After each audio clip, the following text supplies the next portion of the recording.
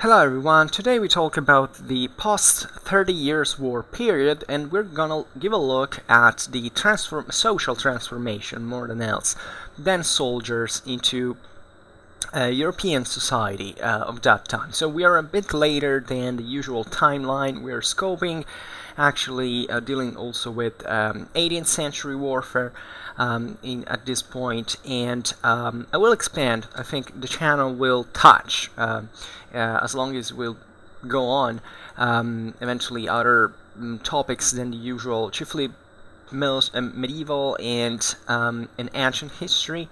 Especially in terms of military history, I plan to expand. I will arrive to Napoleonic wars as well, probably as with more recent conflicts. So for today, however, the topic is a bit more, not strictly military as the others. It's still about military business, but it takes into consideration not just combat, but generally speaking, the usage of the military instrument for chiefly certain political reasons and its fallout into society. So this is, I think all of you are more or less acquainted with the 30 Years' War. It was this devastating conflict that occurred into Central Europe. We can essentially say it was fought also elsewhere. Certain, let's say, appendixes were fought also in Italy, in other areas of the continent, but it's a conflict that mostly devastated Germany. During the 30 Years' War between 1618 and 1648, it's been calculated something like 1/3, I think, of the entire German population was wiped out. Now, we're not going to make a history of the 30 Years' War in here. I will just say it was this prolonged series of a lot of conflicts, actually, because it was not just like the 100 Years' War. It was not an entire war.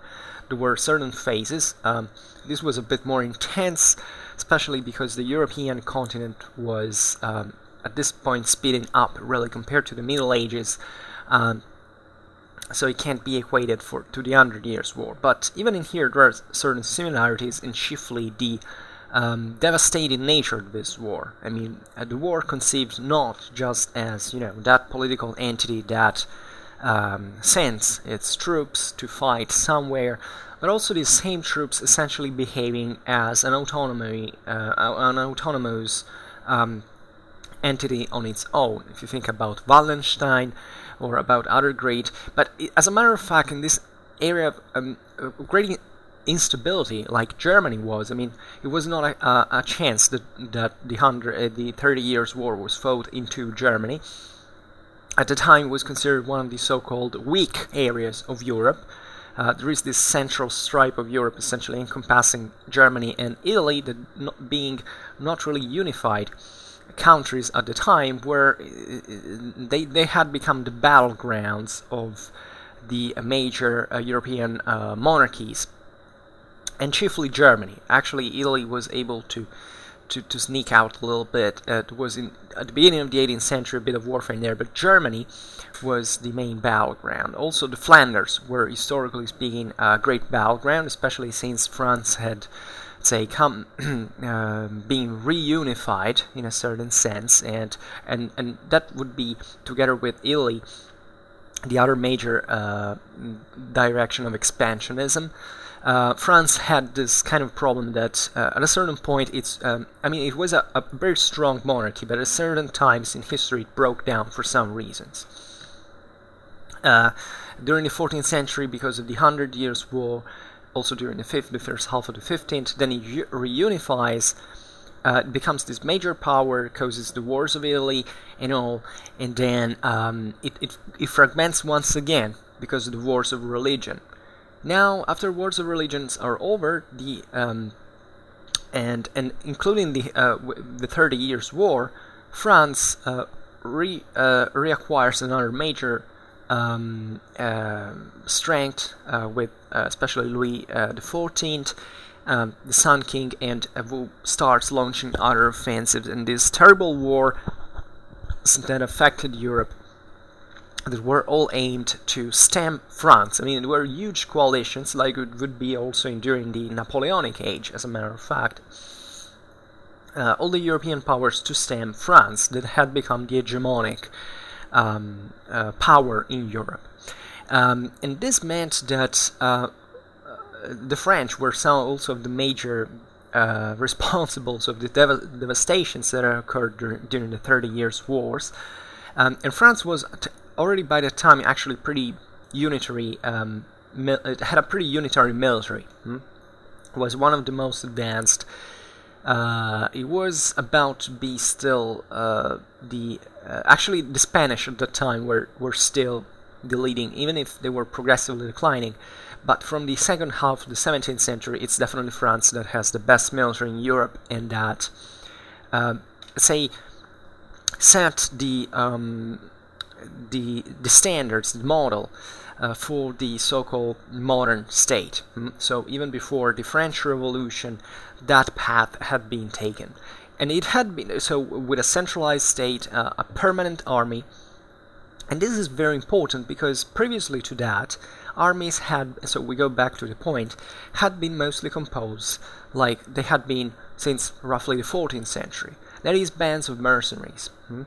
These were certain entrepreneurs of war who received money from this or that power, or maybe they weren't, usually powers weren't that they hadn't this great liquid wealth, so they maybe gave them titles and lands in their own domains, and basically kept up these military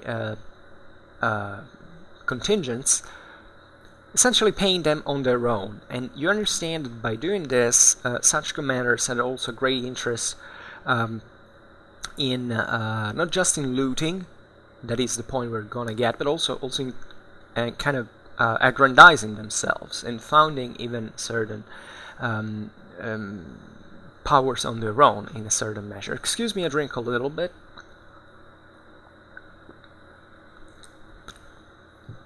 But the point is, also in the general crisis that encompassed Europe in the first half of the 17th century, that by that time, during the 30 Years' War, war had been a very profitable business for lots of people. So not just in these entrepreneurs of war, but actually also for the same soldiers, and more generally for all bands of marauders, as a matter of fact, that just went into these devastated lands and that couldn't defend themselves, and were essentially starving to death, to rape and to pillage. I mean, that few that had remained in there. So there are certain stories of the 30 Years' War that are very, very crude, telling the truth. There is also, in this sense, a beautiful literature about it.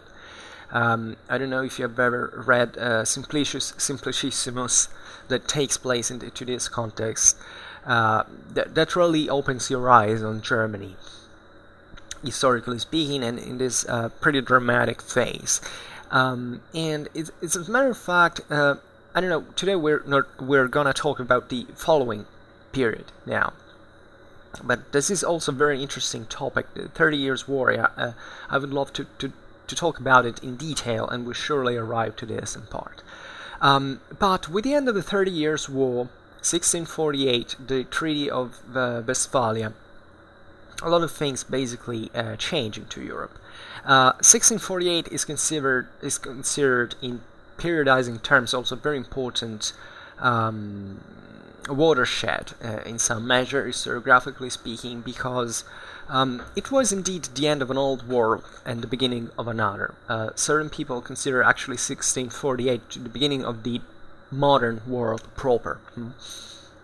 And this was indeed a great moment, because it put an end, let's say, to the wars of religion, which is not entirely true, but it's definitely a moment in history into which these two blocks, so after the Reformation of the Catholics and the Protestants, stop actually fighting into this dichotomy, And this is also something you can't see from the 30 Years' Wars in itself, but say states began basically to fight for their own individual interest, independently from religion, so there is a sort of secularization involved. In the Holy Roman Empire, it was re-sanctioned essentially that every state could decide which fate to follow. So this idea that the political matters are completely divided from the religious ones is something that occurs into the Western history symbolically and ideally at this point. Just to make you an example, during the last phase of the 30 Years' War, France, there was a Catholic country, albeit still having this, and we will see it today, these major minorities, let's say, of the so-called Huguenots, so they were the French Calvinists, essentially. It allied itself with some of the most Protestant, some of the most Lutheran countries that was Sweden at the time, for what sake? Essentially for fighting against the Habsburgs, that were also Catholic, and that were, in fact, these were the major enemies of France. Okay, the Austria from one side and Spain from the other. It's only at the beginning of the 18th century that these major blocs even change orientation, because basically Spain passes to France at the beginning. There's all the war, Spanish succession. Today we will not talk about that, but these are big things in history. I hope you know about it.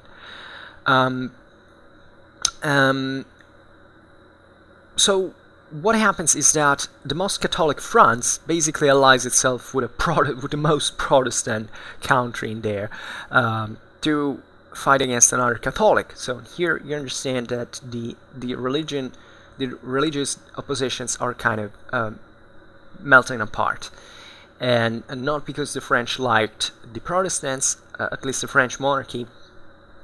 In fact, we will see now about the Dragonnades, what they actually were and how they were conceived for. But it's a world was changing towards something else, to something much more cynic, if you want, more rational, more, I can't say Machiavellic, but more realpolitik. So, which the France of Louis XIV was actually embodying the perfect model in many ways. And a big deal of the transformations that occurred later entailed, also in other countries, the creation of essentially a permanent army. There was something non-existing before. I mean, there were permanent bodies of troops since, say, the Renaissance, that were usually guards, rather picked bodies and all, but there were starting to be barracks, permanent barracks and garrisons and all, but they were still something very small. And just attempted in some measure. From this time onwards, until basically the French Revolution, the 19th century's statal national model, armies are this hybrid between the old mercenary privateers, let's say, model, and this centralized one. With a permanent army and all. So, as we were saying, this half of the 17th century was the French who were pioneering that. So, so the end of the 30 Years' War entailed actually a big deal of things that have also many interesting consequences that we won't discuss today. For instance, at the end of the 30 Years' War, there was a great crisis. Economical crisis of overproduction of weaponry.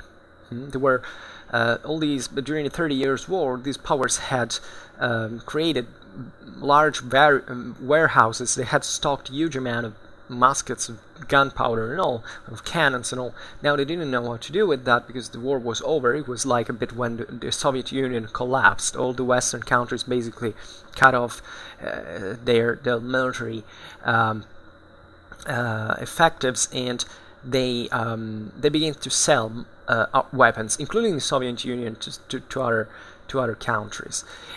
So at this point, for instance, the Ottoman Turks, received lots of material, and also actually of human resources, because there were lots of European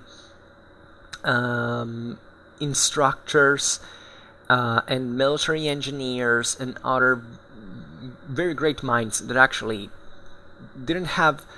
There was an employment crisis for some of them, and they went simply working into the Ottoman Empire.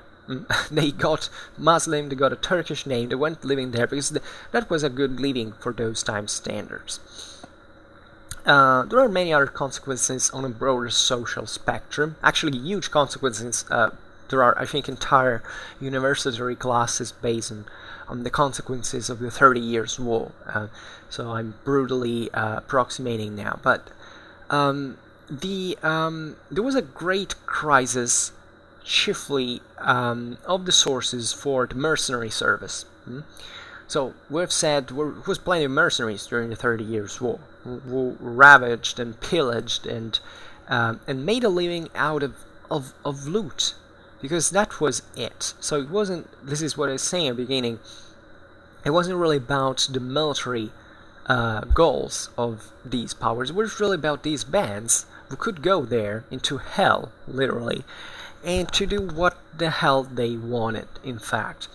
So, as we were saying, slaughtering, raping, robbing, and all. And that was a way of living. You know, martyrs have always existed into European history at this point. And they were a sort of prominent figure in every moment in history in which there is a crisis of central authority. As we were saying, in Germany, there wasn't. So what a better place to go doing that. And it was an habitual way of drawing resources, for instance, looting. Yes, we are in the modern age, but at this time, essentially, the Industrial Revolution is not kicked in,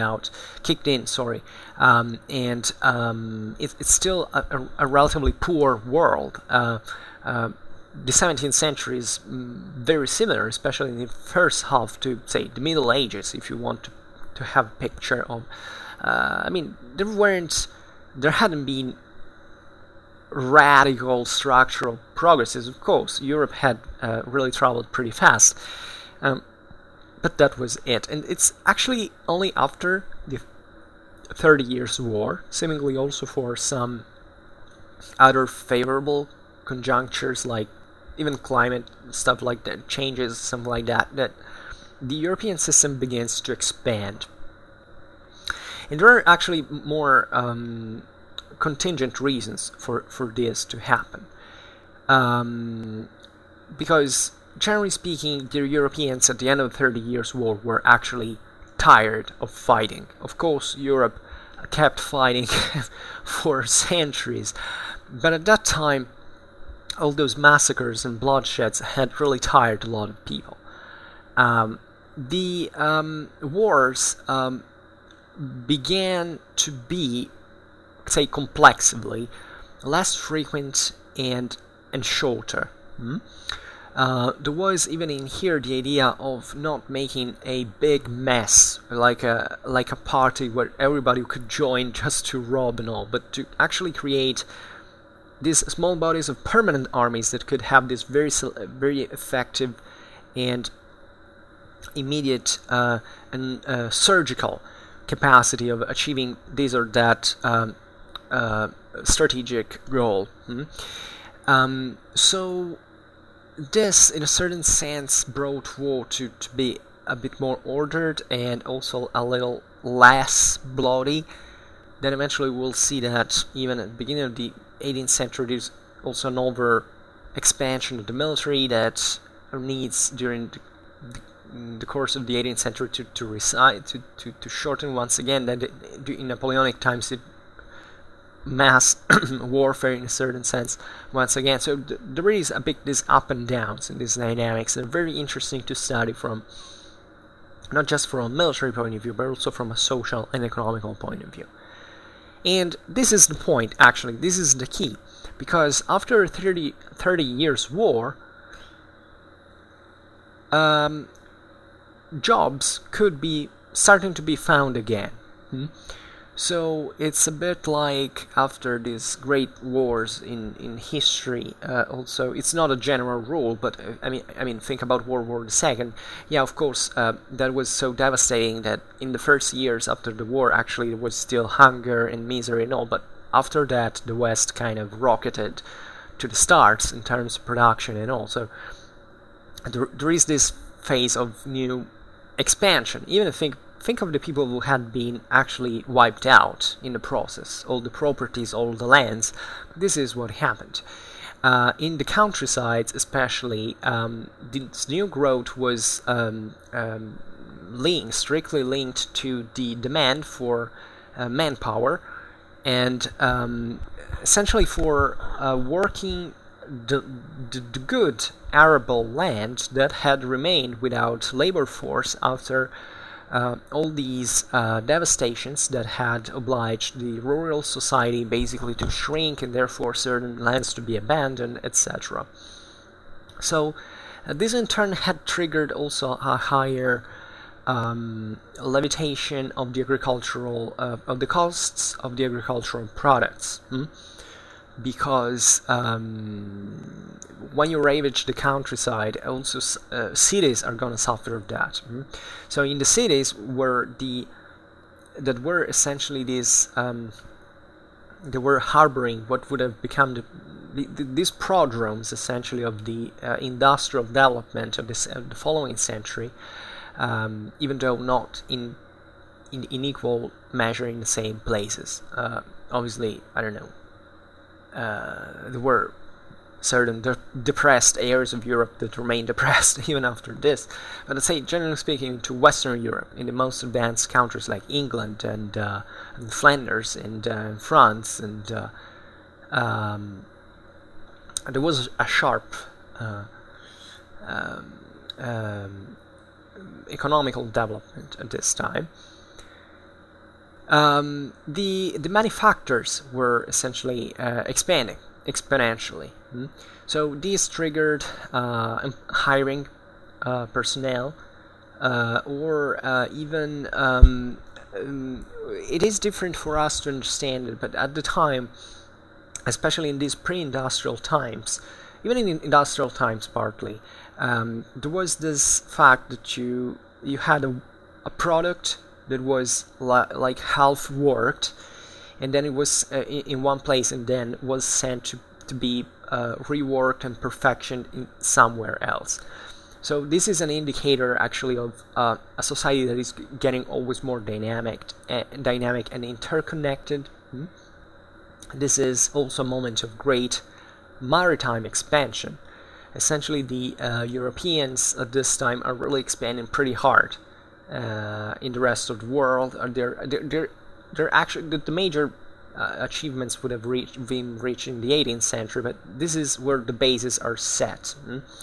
So a lot of ships building, a lot of building areas, especially this was for, let's say, city buildings, urban building, and naval building.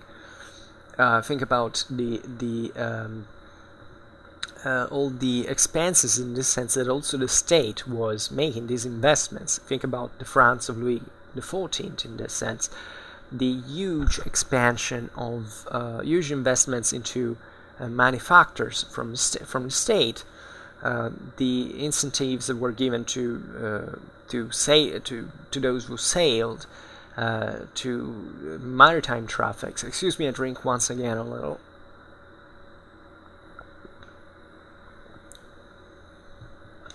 So one of the consequences of this had been indeed the availability of a great amount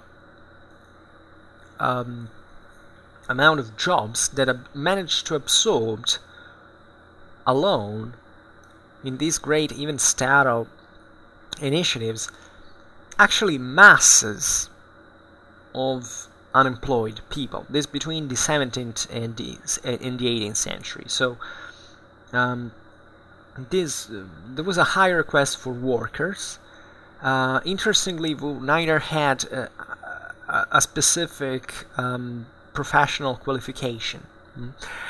This is important because manpower at this point was used also for very, technology wasn't that enormously developed, so I don't know when Versailles, for instance, had to be built, there were lots of just peasants were come there because, I don't know, they were used as just to carry the materials and stuff like that, so there weren't people who required any specific qualification. So you understand that the great part of these people had been actually the same bands of people, of brigands, of that had made a living out of the devastations of the previous generations.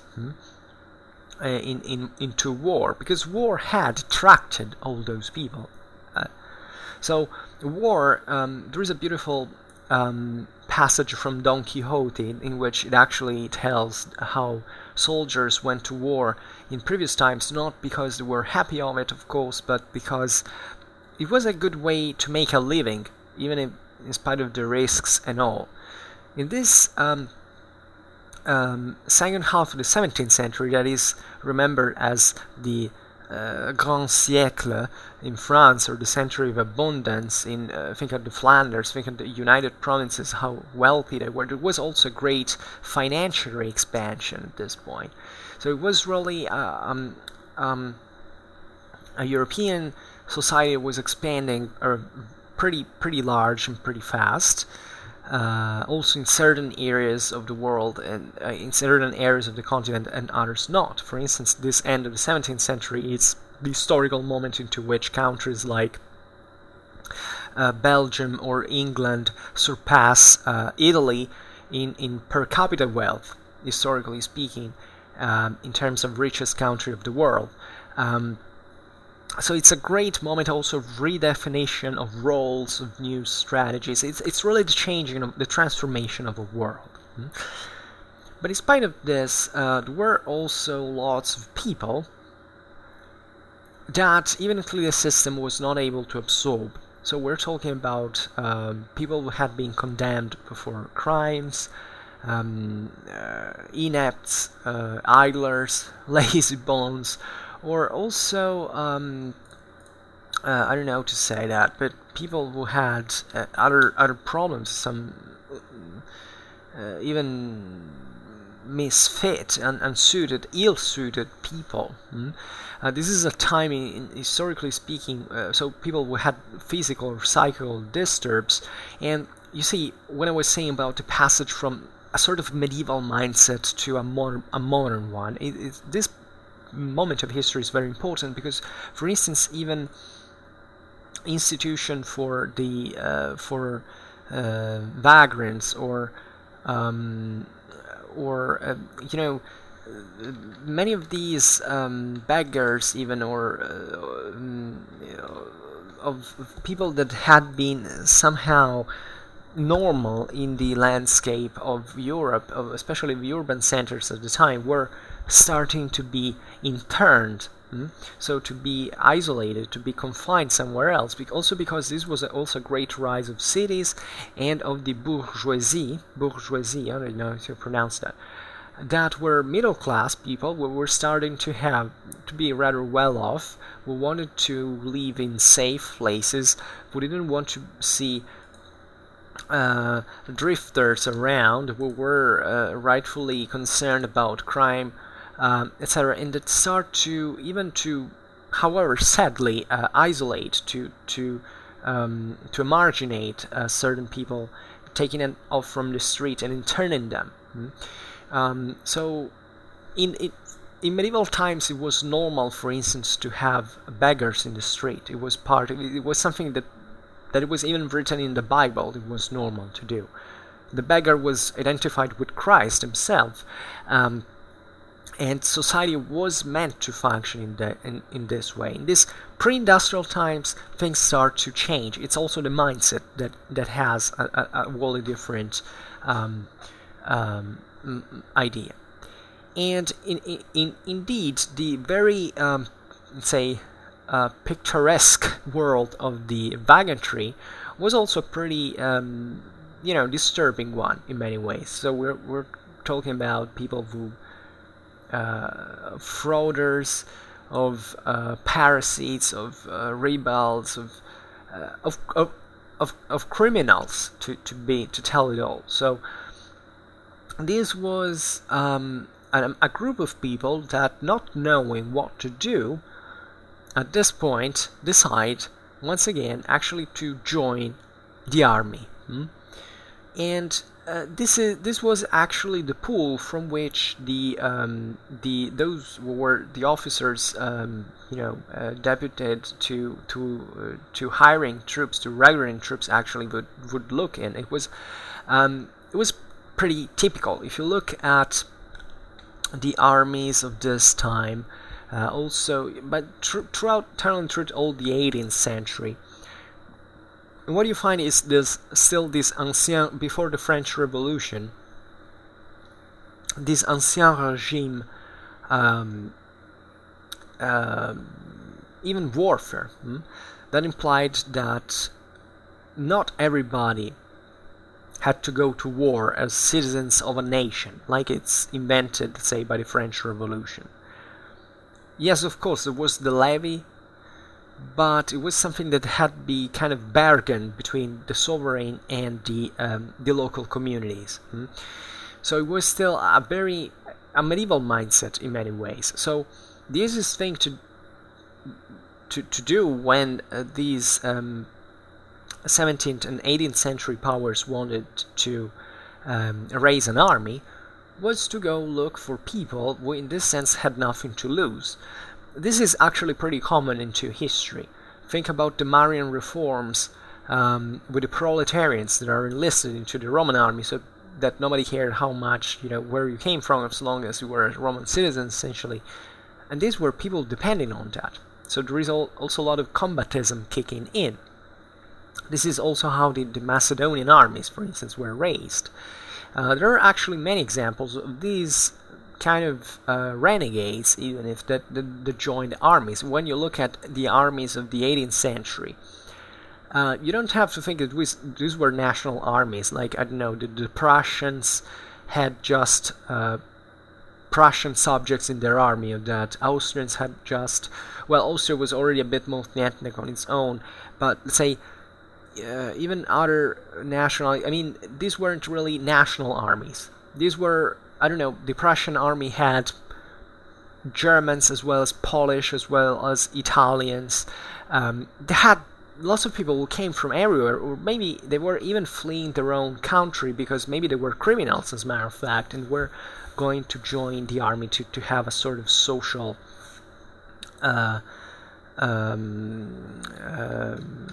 I don't know how to say that, a sort of a redemption in another world, etc. So it was this very dark, obscure background from which such troops were being enrolled, and actually there wasn't a big deal of difference in terms of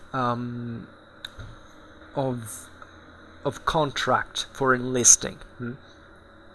The things were changing at the top because, as we have seen, from the mercenary recruitment we're passing through a sort of statal recruitment. But these people are, but this is a matter, rather a matter of organization from who was at the top. But the people were enrolled basically in the same way. So even the romantic stereotype of the mercenary who is son of a bitch, and the citizen who is such a proud, dedicated fighter is just wishful thinking in military history. These guys were being paid, it was a good job, they would go there. Obviously, life conditions were terrible. We know that discipline was something, people, aside from, you can think of the environmental conditions. These people, up to the 20th century, most of the soldiers actually died of illness, not actually of combat. Discipline was terrible, and these people, you can imagine how tough they really were, and how, what kind of people they were. But that's also how you build up an esprit de corps, and that's also how you impose discipline. So at this time, armies start to be also pretty effective also from this point of view. Think of what it takes to stay under enemy fire in line without moving a single muscle. Well, this is a bit ideal as well, but under the mitraille, for instance, these guys were trained to do that, and that's what you can achieve when you finally have a powerful enough central power that can impose that discipline on its troops. There were also different degrees of certain states were more lenient, like it was thought, for instance, that Prussia, especially when it starts building his army, was the most disciplined country in Europe, which was true, whereas, for instance, Austria was considered to be a bit softer.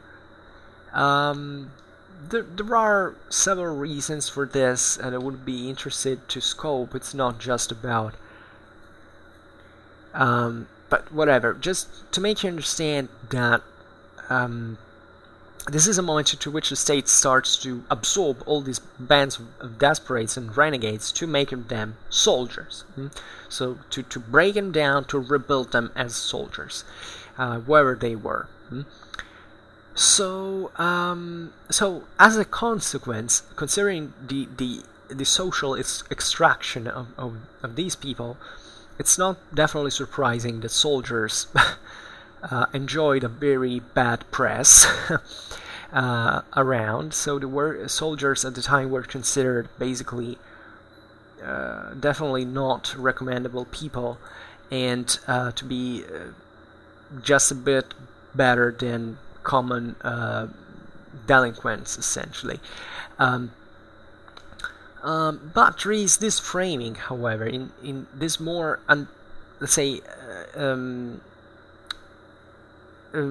identifiable measure of, who was who, in terms of normal mortiers and of soldiers. This is also another thing that was set from the times of the Treaty of Westphalia.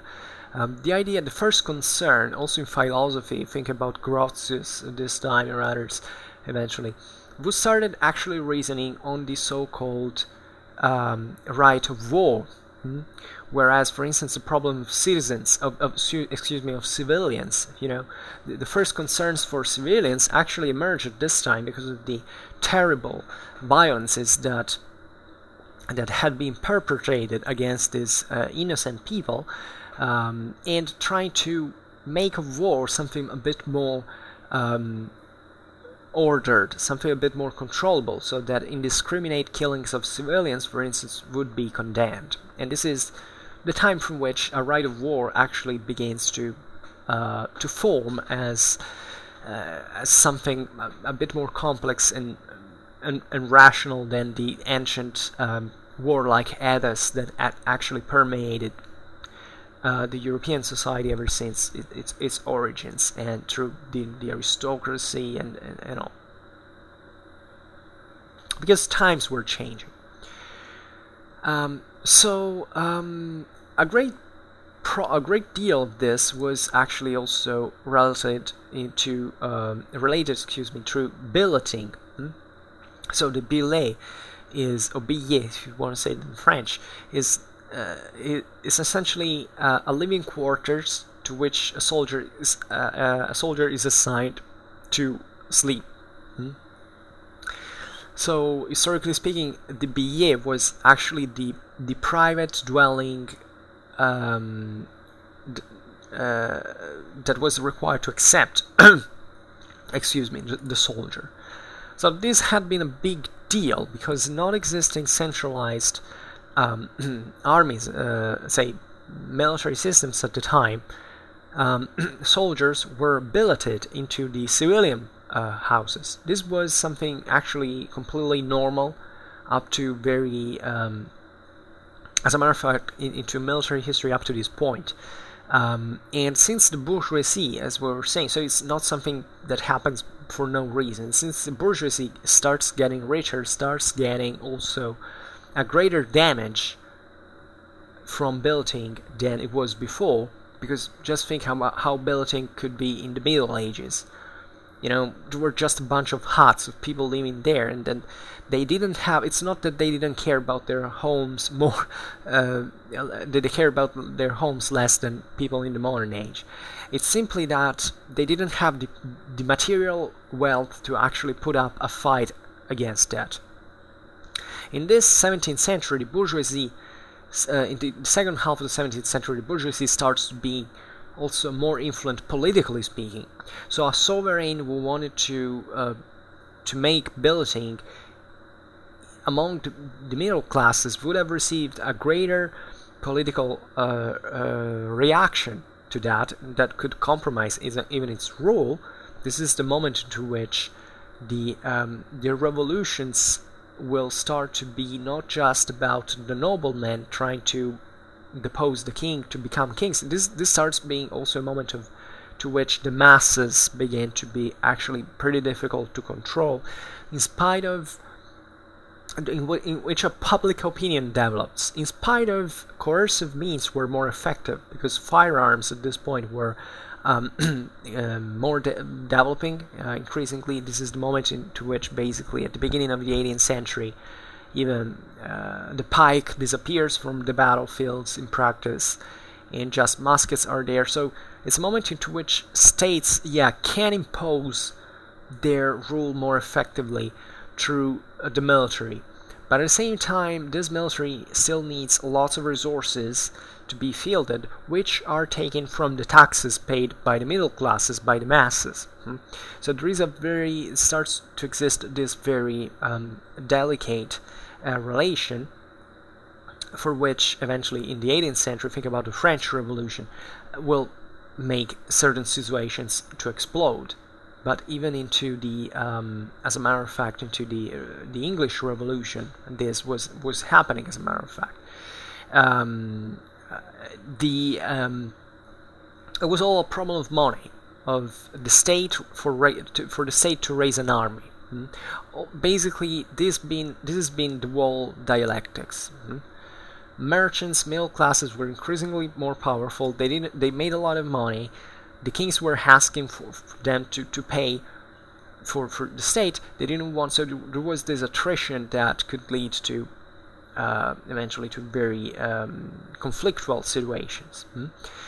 So at this point, in order not to upset the middle classes too much and to have a more rational military organization, in the second half of the 17th centuries, the first permanent barracks began to be built.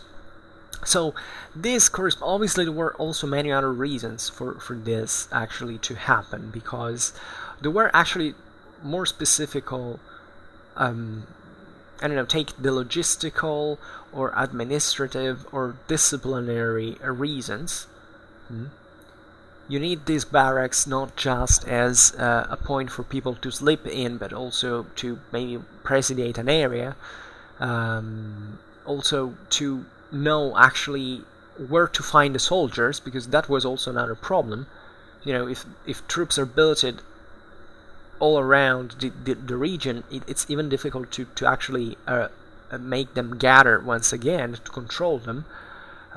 This was much more effective also for discipline, because these soldiers often, as we've said, were criminals most of the times in their background, and they probably didn't understand pretty much the difference at that point, not even as military men. So if they were billeted all around, they might have actually caused problem to the local population because of violence, because of usually that. So at this point, instead, if you had all these soldiers into a barrack, you could control them, you could impose them a discipline, and you could teach them how to behave in the worst imaginable ways, but effective ones. And, well, to understand, excessive harshness is never extremely good, even for actual discipline. But whatever. These guys were used to even... they were tough nuts to crack. But also for strictly military reasons proper. That is, for instance, I don't know, the fact that these barracks were also needed for garrisoning a certain place. So to have those military those troops into areas that where there was unrest and all, and to actually keep a military presence in there, like a permanent garrison. So however, the major problem was actually finding a solution to the billeting, as we were saying, and to freeing the civilians for this extremely demanding duty of hosting these soldiers in their own homes. So there is all a literature about this also in here, and about how, you know, these soldiers, I don't know, they looked at the young girls of the house and wanted to like to take them, and they got drunk, they were violent. I mean, all these problems you can't imagine. To have these strangers in your house, there are essentially butchers, because that's what soldiers do, and that have all pretty, you know, today's soldiers are selection from a psychological point of view. They are assisted, they're qualified personnel. At that time, they were a bit more than beasts, and even from a psychological point of view, this is something you have to understand, really. Even if, since here now, for now, we're talking chiefly about the Middle Ages on this channel, but you have to think that this division between the military world and the civilian world, up to this very point, was actually not very clear. Actually, it didn't exist at all.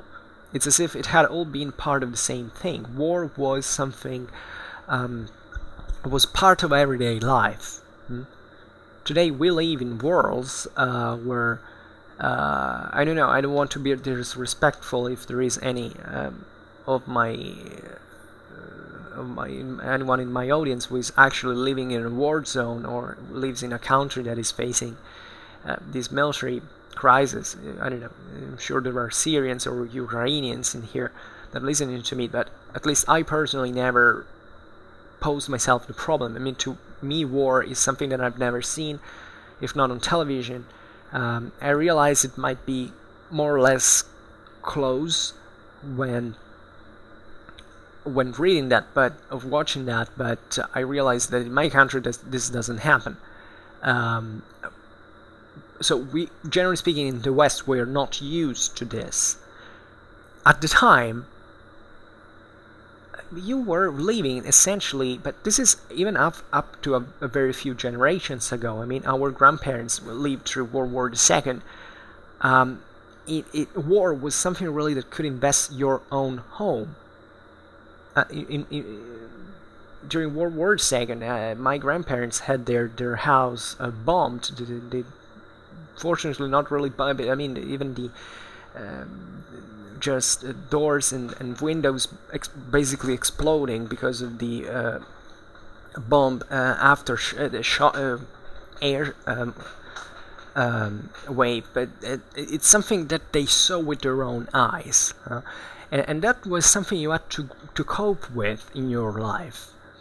So these soldiers actually didn't even understand the difference between a military and a civilian context. In war, they killed and raped, and in civilian life, they would kill and rape as well. There was no different distinction. Even from you have to understand this from a psychological point of view, because already at that time, but there are beautiful sources in this sense, even from the Middle Ages, of trials that were done by the local authorities by saying, I don't know, this mercenary has committed this crime. Sometimes you realize from their description, their statements and all, that these people didn't understand the difference. For them, that was the world, going around looting, slaughtering, and that was it. So, actually, the same state at this point, even in the 16th century, in the 17th century, was kind of exploiting this kind of behaviors, because they were perfectly capable of, what this man could be also capable of. So, for instance, talking about France, today we're chiefly talking about France. You know that Alsace actually passed to France, if I'm not wrong, at the very end of the 30 Years' War. Alsace is this region of Central Europe that was historically into the Kingdom of Germany. So Alsace was also a German-speaking region. Now, from this time onwards, yes, it's true, there were intersections, there were French, or let's say Romance influences and all, but it was a Germanic land. Since we were talking about Frederick II last time, Frederick II considered Alsace his our most favorite German land. So at the end of the 30 Years' War, France is this major hegemonic power, or it's actually rising to that scale, and Germany is still this cluster of hundreds of states without any factual power. Actually, well, after the 30 Years' War, actually also the political geography of Germany gets a bit more compact. So there are these states that are emerging: Baden-Württemberg, the Palatinate, Hanover, Bayern, Saxony. So yeah, there is a bit more of a, but they were weak entities.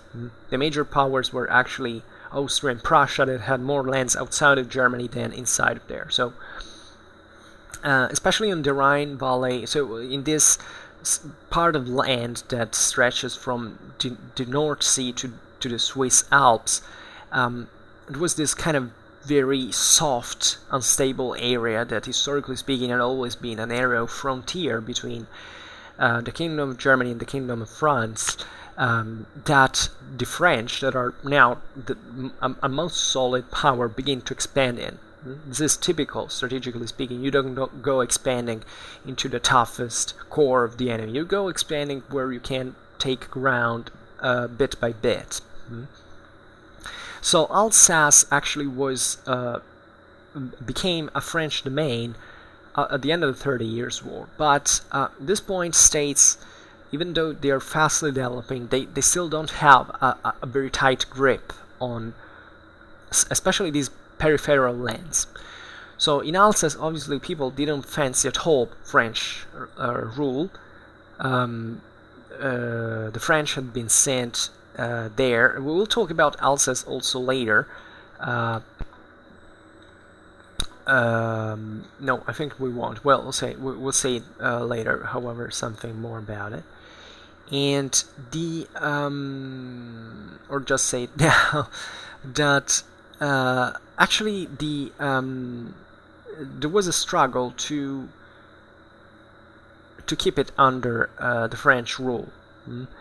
And what Louis XIV does is to send the French Dragoons billeted in Alsace.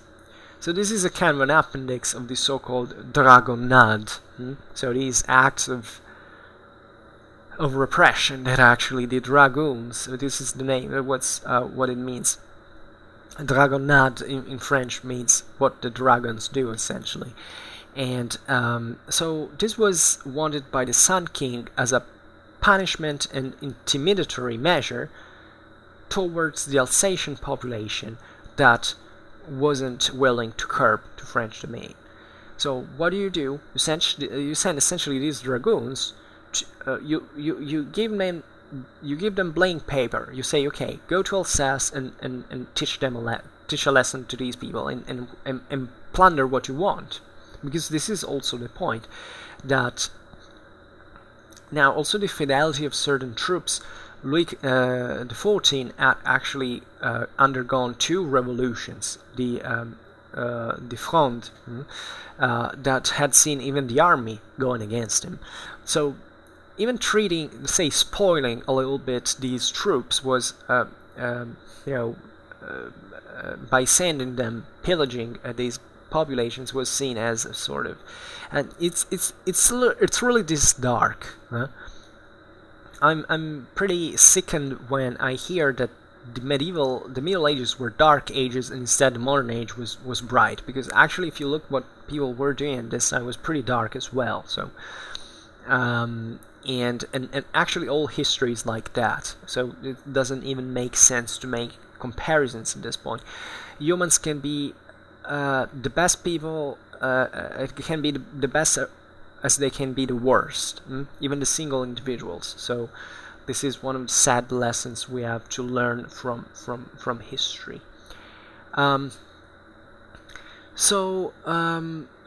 At the same time, we have to think, just for the record, that obviously the state was beginning to also recruit other people, so levies, and this is a bit the problem of the eventual nation-state armies, because up to the French Revolution, basically the evolution of monarchies, of permanent armies, basically swung between these two extremes, either an army of mercenaries or an army of conscripts, of citizens, and that's what you get to in the 19th century. In this 18th century especially, there is a very steady progress. Today we have seen France, so France is the brightest example because they had the best army, etc. since an early age. They had a strong military tradition, especially for infantry. So even these these troops that are very present even on the territory, not just ships or navies. Like in England, where, for instance, the army remained a matter of volunteering, aside from very dramatic moments like the Napoleonic Wars at a point, with the risk of French invasion, or same as a World War the I. So different traditions also in here in Europe. But even if you take the average powers, like if you go into Germany, you see during the 18th century how billeting actually is a matter of is an object of bargaining for the construction of the state. Like the Austrians or the Prussians were progressively dealing with the local populations by,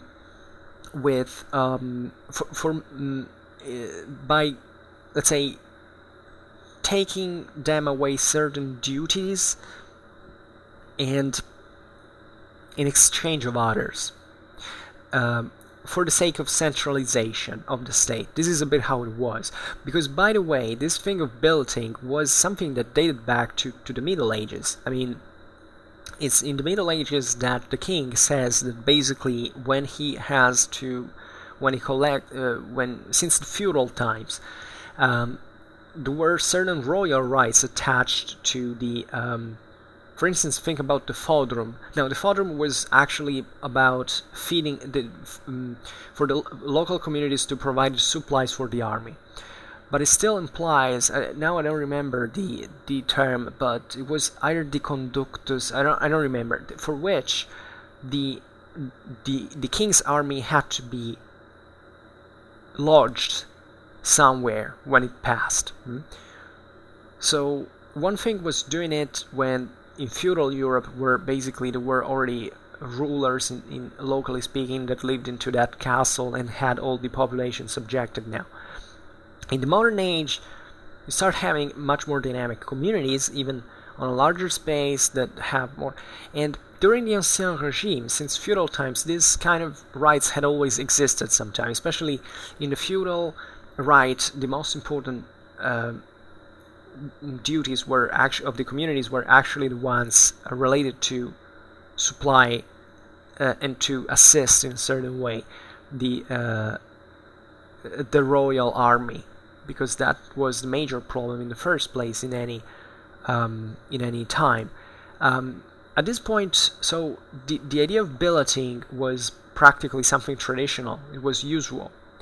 So what the powers like Austria or Prussia or France begin to do during the 18th century very progressively was something like this. That I remember pretty well in the case of Austria especially. That is, the king said to the local communities, okay, we take you away the duty of billeting, but you essentially pay us something in exchange, for which basically with those money, as a state, we can build barracks, we can raise our troops and feed them and providing them with clothes, and also they don't have to go plunder around and stay there. So you are free from billeting, but you have to pay something in exchange. So this in turn actually favored decentralization of the state, because basically the state in this sense begins to be always more impositive in a certain measure. The apex is with the French Revolution, and that's how in the states in which we still live. Even if you're not in a country even if you live in a country of common law, therefore with this idea still of the land militia, in practice, even if you take, I don't know, the UK or the US, it's not that the local communities can objectively, oppose the state. Even if, there is also these things with a lot of debate about guns, pro and cons, etc. I don't want to get into that. Also because I'm pretty neutral, to tell the truth. I don't pose myself ideologically towards that. I simply say let's look at statistics and decide. So I'm nor pro guns nor against guns, as a matter of fact. It all depends on the situation, but objectively, the United States Army at this point can, control the whole country. It is true. The army is still made of people, of citizens, so it's not so simple. But in terms of coercive power, now our states have arrived, historically speaking, at the moment in which their military can't be effectively stopped, at least in some circumstances. Because we have kind of given a lot to the state. We trust the state a lot. Even think about money. Essentially, the banknotes we use are worthless. We're saying that they're paper, essentially. So this means we are trusting a lot our state. Well, at that time this didn't exist, because first of all there wasn't an idea of state. There was an idea of dynasties. So it was more a matter of allegiance to a particular authority than actually a sense of belonging. Even national identities here, they existed already in some form, but the whole concept of nation is a bit, even from a cultural point of view, is a bit blurred in reality. But so it's very interesting, this contractual perspective that occurred. I take away certain duties and you give me something back in exchange, and that's how it was bargained. It was a sort of deal, and with certain gains or losses, and so it depends. Naturally speaking, the more the people get rich, and the more they kind of cared less about fighting. This is also another constant thing in history. You can be this proud citizen who would take arms, who would enlist and all, but you still need an army to enlist in, to receive proper discipline, to receive proper training. So if something that history has told us is that you can be the most courageous person in the world, but if you're not a good soldier, you're gonna be wiped out. And being a good soldier requires not just courage, but also a lot of other qualities that you don't learn really from one day to another. So you still need a state to build you up in that fashion. And in previous times this wasn't so. So in fact armies were also less effective. It wasn't just a matter of technology. I mean, technology, as we've said yesterday, that I talked about medieval technology, is something that is used for that is searched and developed for an active purpose. At this time, the 18th century, the armies that existed at the time were more powerful, say, than one of the Middle Ages, also because of professionalism that was extended on a larger scale, for all these new resources that were available to the states because of a centralization that was unknown in the Middle Ages. So, and not just for the soldiers, but actually also the spin-off that existed behind that. I mean, the production of weapons. Think about building up muskets, how that costed, instead of going to war with a spear, for instance. Casting cannons. I mean, these were huge expenses, and that's how and why the state had developed in this more centralized form. Because you can have the same amount of resources, but if you don't have a central authority who is able to put that together, well, the rest of the community is not going to be so effective. And it was, in theory, the same community who delegated the state to carry that out. So as you understand, it's much more complicated, but it kind of makes sense. So I would like to talk just a bit about the Dragonnades that I think are a very important chapter in history. I don't want to make it a sort of ideological thing, because you know that I approach history at least I try to do it in the most neutral fashion I can.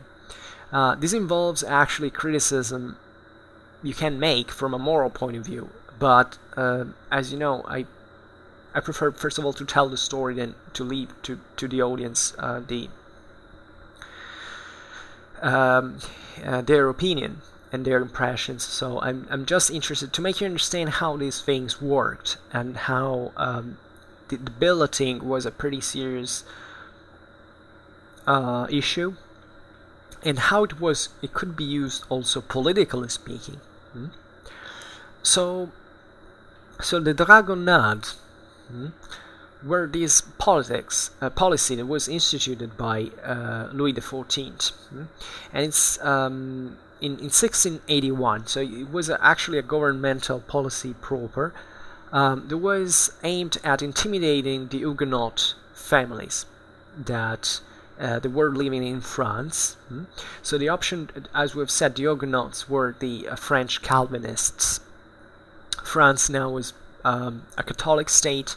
It had this large minorities, of Protestants, and these were a trouble for Louis XIV. So now the story of the fact that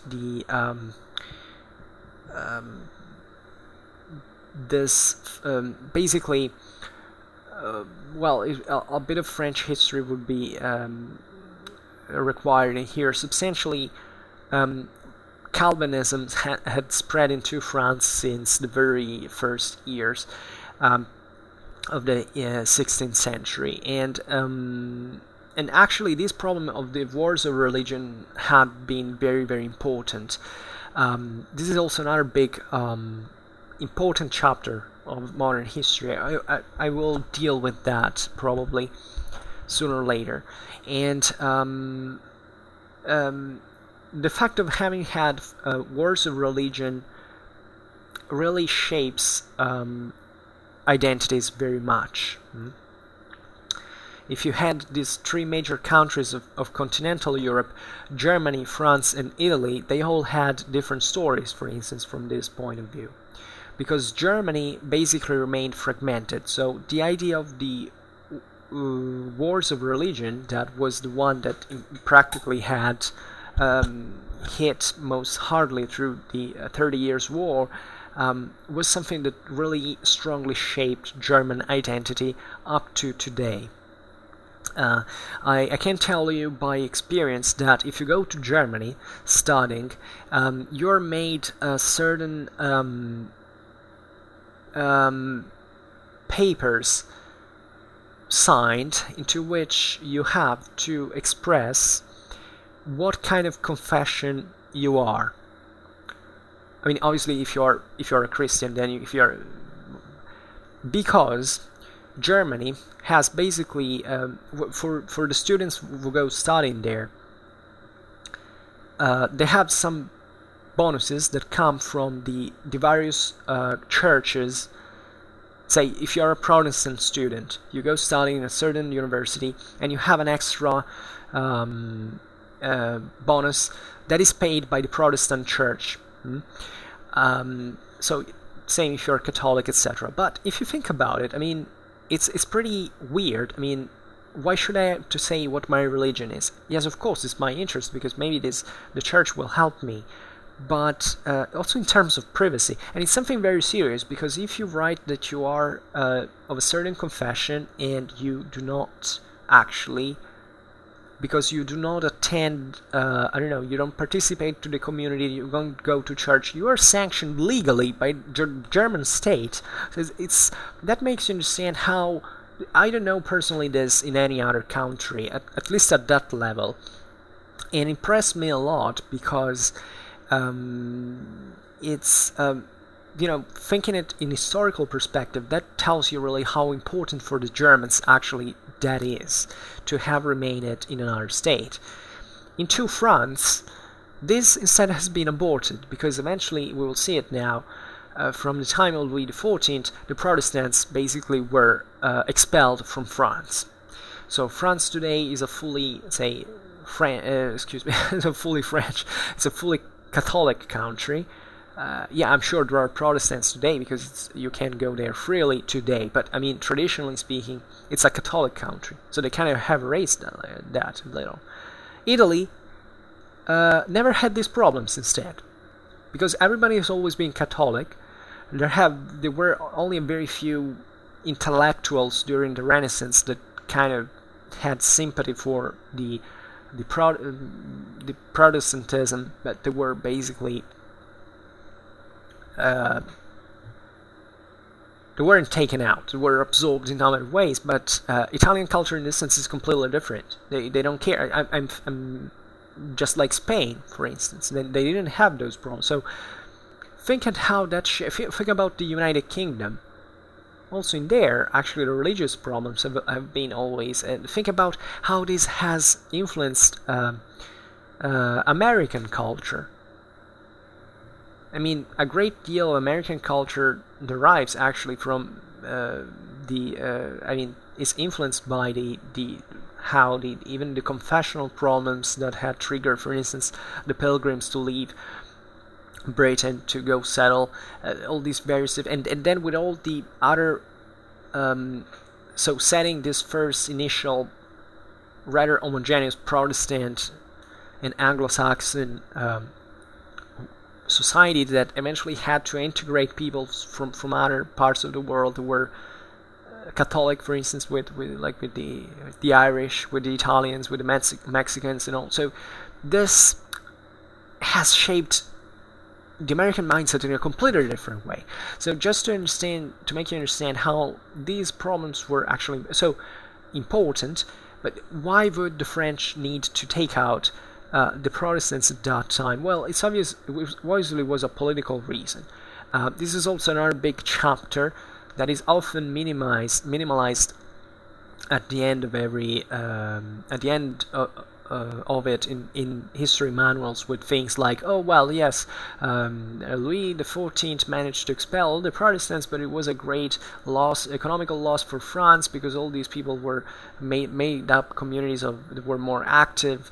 They had great skills and technical skills, were doctors, were intellectuals, and all went living into into Prussia, for instance, that benefited highly from it and had new resources to expand. Yeah, this is true, but that's only one side of the thing, because actually it was very important for the French monarchy at that point to expel the Protestants. It was something that today it's difficult for us to understand, because naturally we live in a world in which we don't pose ourselves these problems anymore, at least in those terms. But it was really a matter of stability. Having these actually pretty consistent minorities scattered all over France that could, support other countries. I mean, the enemies of the French at this time were the Dutch, the English. So these Protestant powers that essentially looked favorably even at these communities into France because they thought they could support them, they could revive them. So these Huguenots had also developed certain anti-monarchic beliefs for several reasons that, at least how France was doing, obviously because it was a Catholic monarchy ruling there of the Bourbon, but say that the Protestant mindset in this sense had developed other political theories as well. Now we can't really talk in detail about it, but let's say that it was really a concern for a kingdom like the French one to have this. Think about also the relation with the papacy. At this time, the papacy was still very, very influent. Having a fully Catholic country was a great way also to set things right with the papacy and with other Catholic powers, at least at a certain level. I believe chiefly was also a matter of really administering France through a unique church, because the church at that time was extremely influent.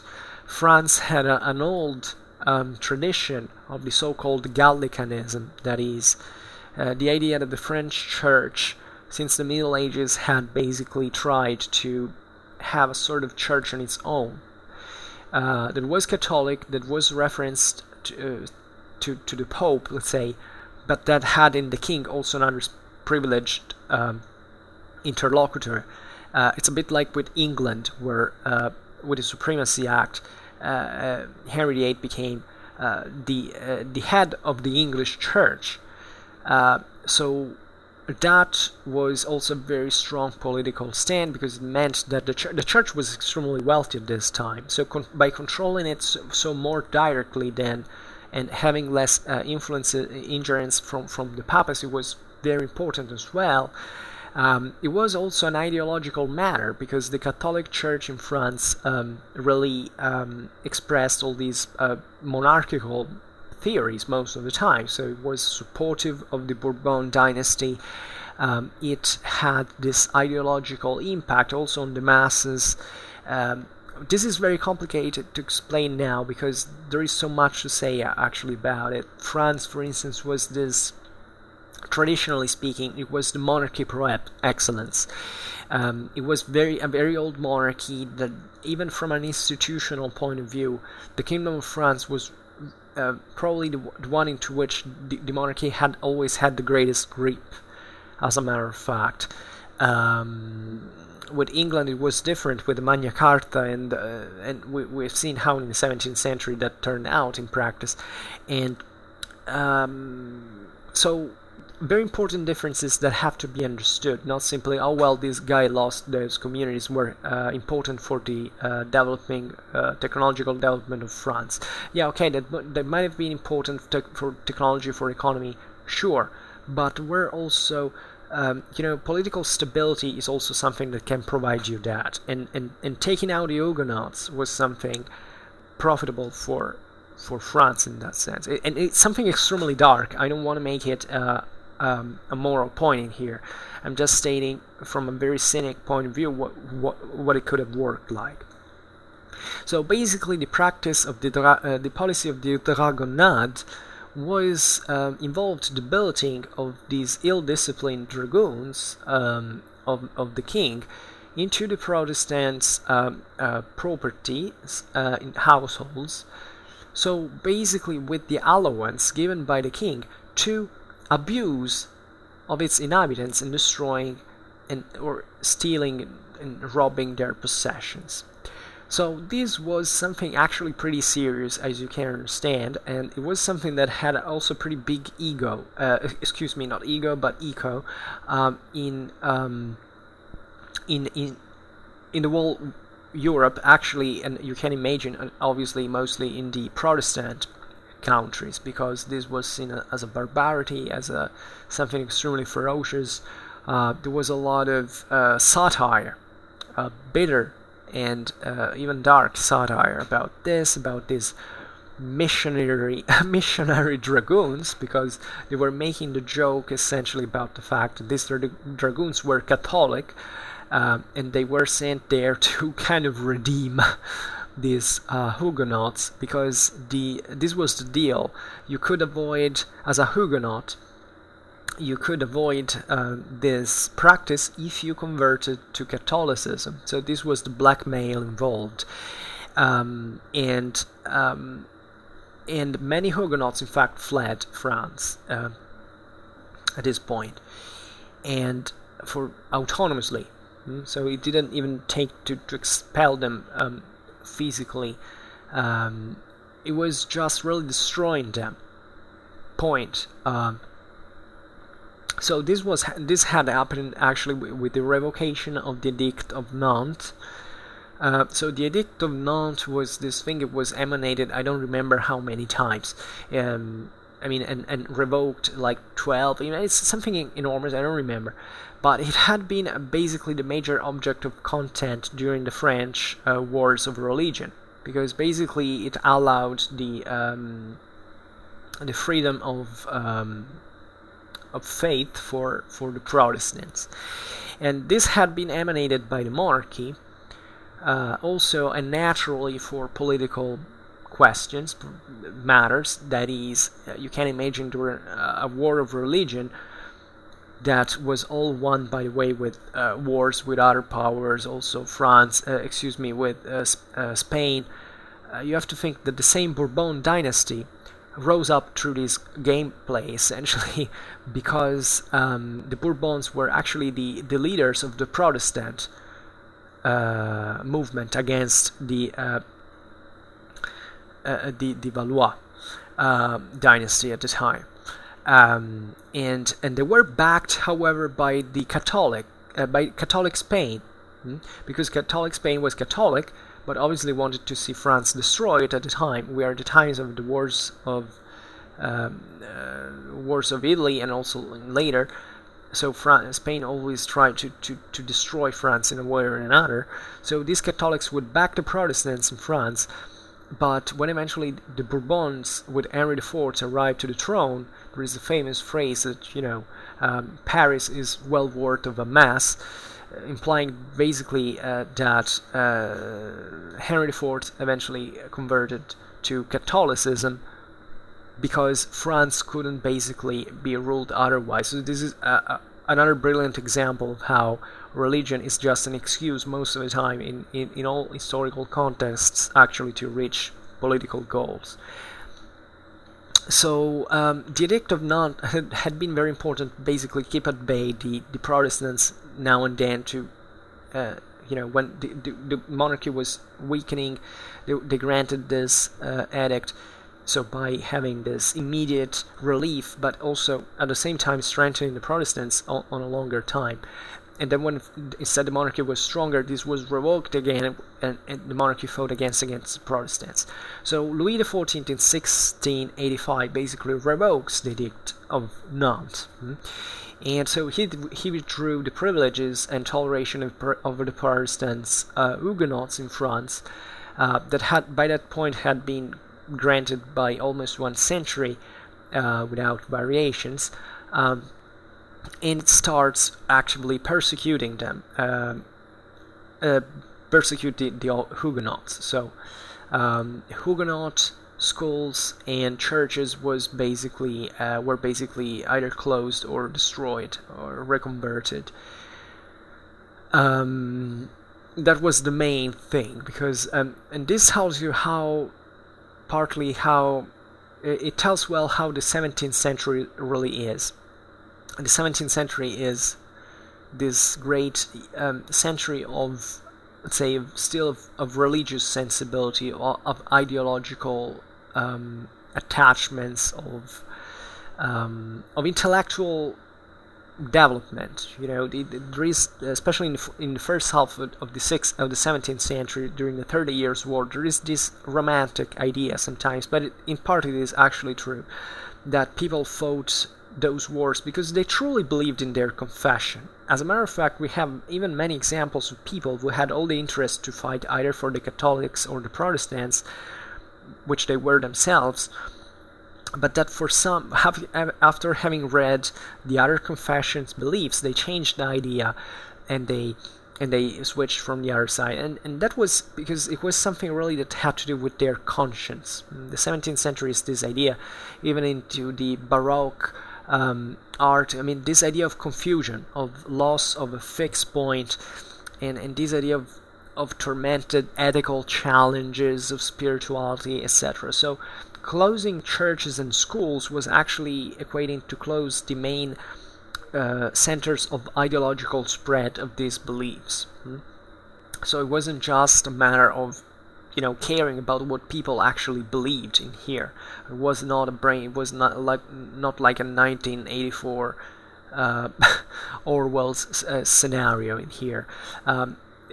As a matter of fact, almost nobody cared what people believed.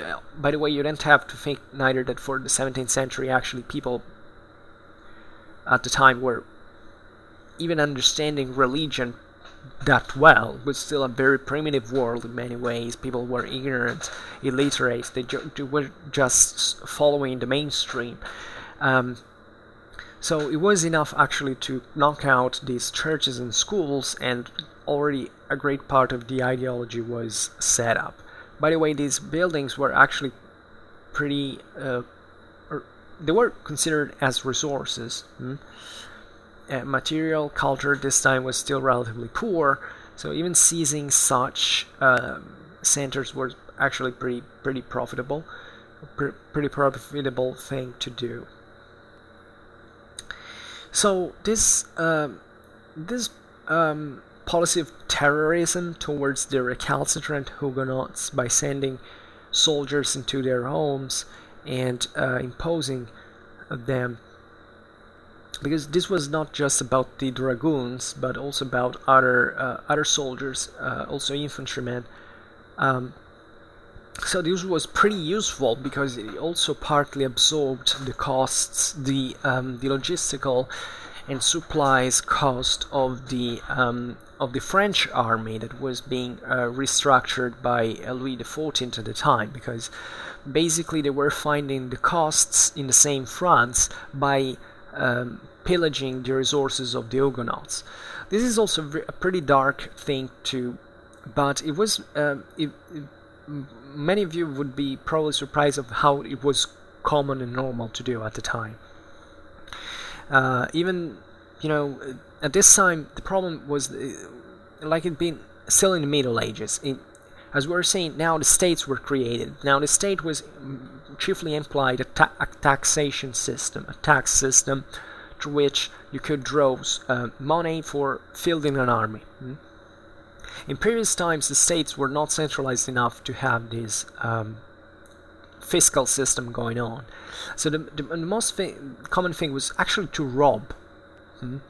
If you take 14th century France, what did the French do? They basically condemned the Templars and seized all their huge properties. Then they sacked the Lombard merchants to take all their money. That's what the English did with the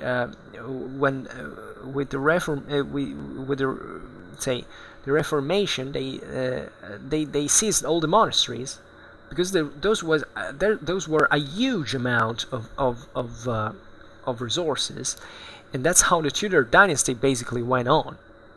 So that sometimes you have this dark picture of the Stuarts in the 17th century. Actually, the Stuarts were the ones who tried to actually put up a more modern statal fiscal system, and for which they were overthrown because the English merchants didn't want to pay them.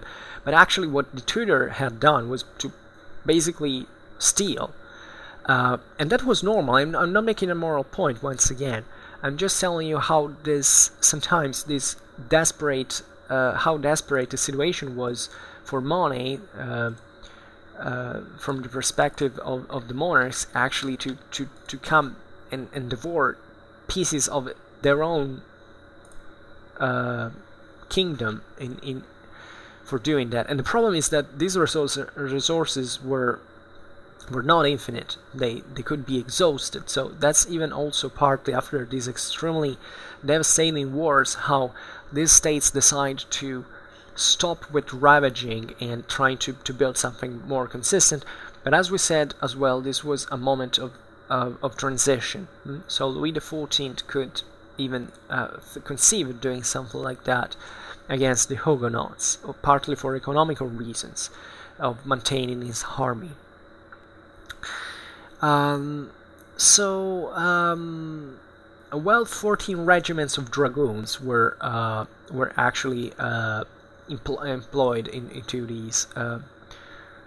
By the way, pretty effective persecution of the Huguenots. Another thing, by the way, that concerns troop quartering had been initiated by the Intendant René de Marillac in Poitou in 1681. So basically, this guy had received the permission by the Secretary of State, le Marquis de Louvois, famous François Michel Leterrier, who basically was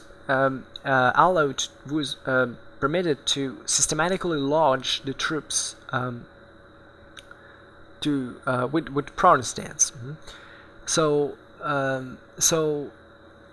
that this would basically trigger the conversion to Catholicism into the region, Poitou. But this actually got pretty seriously out of hand. This is another problem that makes you understand how such means could be effective in a certain measure, but at the same time could even reverse the outcome, because the billeted troops began basically to go wild against everyone. So they didn't, just to make you understand the mindset of these people, they were completely nuts. They just wanted to rob and slaughter and rape and all. So they didn't even care about who was, which confession a person was. By the way, of course, certain communities were pretty easy to spot as such, but it's even difficult to actually scope into a person's soul and to actually know what confession that really owns. And because they would also try to lie. I mean, certain of them obviously were very courageous and they actually stood even against these violences, knowing what their fate would have been, but some of them would have more, even realistically telling the truth, tried to deny. So these guys completely didn't care. So Louvois basically begins to send a lot of reprimands in letters, because this was going to hit also the Catholic population, was without control, and Marillac was recalled from Poitou, and it really was really a pretty serious thing at one point. At this point, so as we were saying, however, with the Edict of Fontainebleau of 1685, the Edict of Nantes was revoked. Definitely, the majority of most Huguenots actually fled to countries, Protestant countries like the Switzerland, Netherlands, England, and the German Protestant territories. So others also went to North America, also New France, because that the situation was a bit different, and also into the English colonies. They were obviously more embracing towards the Protestants, as it were Protestants themselves. So yeah, I think we can stop to this. How much did I talk? Well, okay, this was fine today. Normal video length. And I don't know if you find it interesting, because I'm making these videos about modern history that are not even strictly military, as you've probably noticed. It's a bit more of a sort of more social things that strictly military ones. So I talk also about military history of the modern age, although I stop chiefly to the 30 years war. I don't go beyond. Today we went, and I probably do it again in some other times, up to even the 19th century. It's possible. But just let me know if you're interested actually about this, because for now I've set the channel as you have noticed, probably mostly about medieval and ancient history. So just a little bit of modern, and up to now, no contemporary history involved. So if you're interested, if you have any curiosity, just ask. I mean, I can still make, at this point, unfortunately I don't do dedicated videos anymore, because I've got a schedule and I try to be as regular as possible, also for organizational issues. But I will, it's still possible that if you ask me, why don't you talk about this, I will give it a thought, and we might definitely, I might definitely talk about that. So that's it. And for now, I just hope that you enjoyed this video, and if you did, please share it. Otherwise, leave a like or subscribe to my channel if you're interested in my upcoming contents. And for now, I thank you heartily for listening to me. I wish you a nice time, and see you next time. Bye.